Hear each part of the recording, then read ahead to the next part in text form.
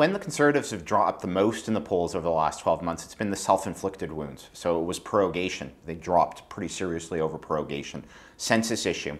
It's not a direct link necessarily. It's not that Canadians are fleeing from the Conservatives just because of the census. It's when the Conservatives start outthinking themselves, when they start playing the micro-political games with themselves, when they start thinking Canadians don't care about issues. Who cares about a procedural maneuver like proroguing the House? Who cares about the census?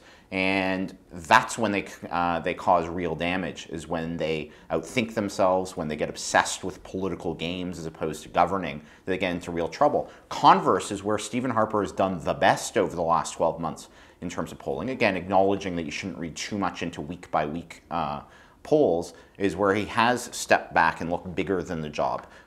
When he has showed something unusual to Canadians, unexpected to Canadians. The piano playing, the Beatles song was the most obvious example. That's where he's done very well. And yet, for some reason, he's unable to go more than a month, 2 months, without shooting himself politically in the head, as we've seen in the last month.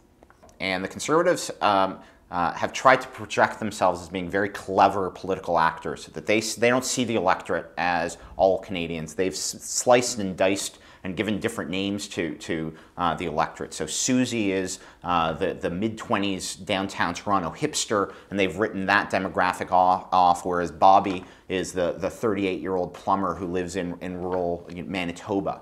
And they were very celebrated after they won the 2006 election. They got a lot of applause and credit for changing Canadian politics because they understand it in a different way. And there was something to do that. They were very sophisticated in being able to slice and dice the electorate into very micro-targeted groups. The problem with the micro-targeted groups is, by definition, when you're already writing off an entire swath of Canada, you're putting an artificial ceiling on your support. In targeting these micro-groups, they're alienating other groups of supporters. And they've actually failed, as we see with the results, to grow their support. So in some ways, their ceiling today is lower than it was in 2004. 2004, there was a whole group of Quebecers who were within their reach, as we saw in 2006 with their mini breakthrough in the ring of Quebec around Quebec City. That's gone for the most part. There's nobody serious who's claiming that they have another breakthrough available to them in Quebec. That's off the table for a variety of micro-targeting reasons. They've shot themselves in the head in terms of being able to reach that group, Quebecers. That's a pretty important group. It's tough to win a majority in this country without serious support in Quebec.